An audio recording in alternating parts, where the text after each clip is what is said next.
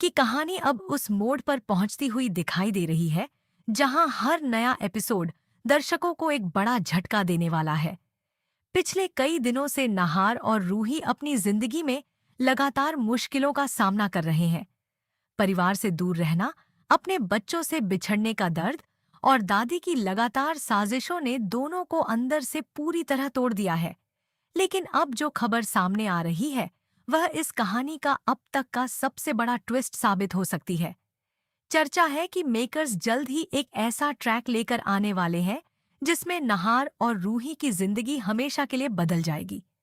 कहा जा रहा है कि एक भयानक सड़क हादसे के बाद दोनों की मौत दिखाई जा सकती है और इसके साथ ही शो में 5 साल का बड़ा लीप आएगा। इस लीप के बाद पूरी कहानी नए किरदारों, नई परिस्थितियों और नई पीढ़ी के इर्द गिर्द घूमती नजर आएगी। छोटी रुचिता अब बड़ी हो जाएगी और वही इस कहानी की नई मुख्य किरदार बनकर सामने आएगी। उसके साथ रूहान की जिंदगी भी पूरी तरह बदल चुकी होगी। दोनों भाई बहन अपने माता पिता की यादों के सहारे बड़े होंगे और उनकी जिंदगी में आने वाले संघर्ष ही आगे की कहानी की नई पहचान बनेंगे। हालांकि अभी तक इस ट्रैक को लेकर कोई आधिकारिक घोषणा सामने नहीं आई है, लेकिन लगातार सामने आ रही चर्चाओं ने दर्शकों के बीच उत्सुकता को काफी बढ़ा दिया है। दूसरी तरफ मौजूदा कहानी भी बेहद भावुक दौर से गुजर रही है। दादी माँ अब भी रूहान को अपने पास रखे हुए हैं और नहार तथा रूही अपने बेटे को वापस पाने की हर कोशिश कर रहे हैं। दोनों की सबसे बड़ी चाहत यही है कि उनका परिवार फिर से एक हो जाए, लेकिन हालात हर बार उनके खिलाफ खड़े हो जाते हैं।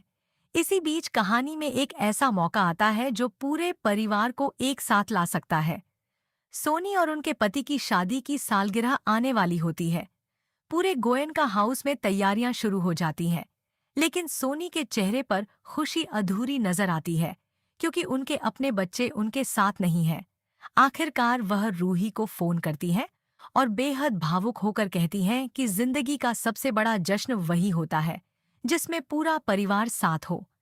वह रूही से आग्रह करती है कि वह नहार और बच्चों के साथ इस खास मौके पर जरूर आए, क्योंकि उनके बिना यह सालगिरह कभी पूरी नहीं हो सकती।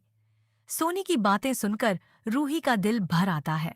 उसे एहसास होता है कि एक माँ अपने बच्चों को कितना याद करती है।